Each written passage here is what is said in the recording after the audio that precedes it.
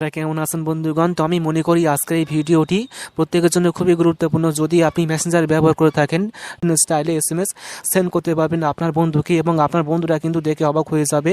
যদি আপনার বন্ধু জানে তাহলে কিন্তু সেটি দেখে অবাক হয়ে যাবে। সো গাইস, আজকের এই ভিডিওতে আমি দেখিয়ে দেবো যে কীভাবে আপনি মেসেঞ্জারের মধ্যে সেটিংসটি অন করে সবাইকে এরকম স্টাইলে এসএমএস করতে পারবেন। তার জন্য এখন আপনি প্লে স্টোরটি ওপেন করবেন। প্লে স্টোরটি ওপেন করার পরে এখন আপনি অবশ্যই মেসেঞ্জার অ্যাপ আপডেট করবেন প্রথমত। তো আপডেট করার পরে এখন আপনি অ্যাপটিকে ওপেন করবেন। তো ওপেন করার পরে এখন আমি দেখিয়ে দেবো যে কীভাবে আপনি এটি করবেন। তো এখন আপনি প্রথমত কোনো একটি চ্যাট বক্স ওপেন করবেন।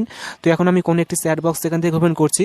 ওপেন করার পরে এখন আপনি প্রথমত কোনো একটি টেক্সট বা কোনো একটি এখানে চ্যাট লিখবেন। এখানে ক্লিক করবেন, ইমোজি আইকনে ক্লিক করবেন, এখানে ক্লিক করবেন।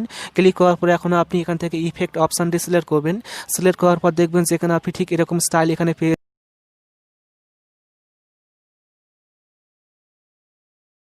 ইফেক্ট বা ফায়ার ইফেক্ট বা এখান থেকে আপনি বক্সের ইফেক্টটি এখান থেকে সেন্ড করে আপনার বন্ধুকে অবাক করতে পারবেন।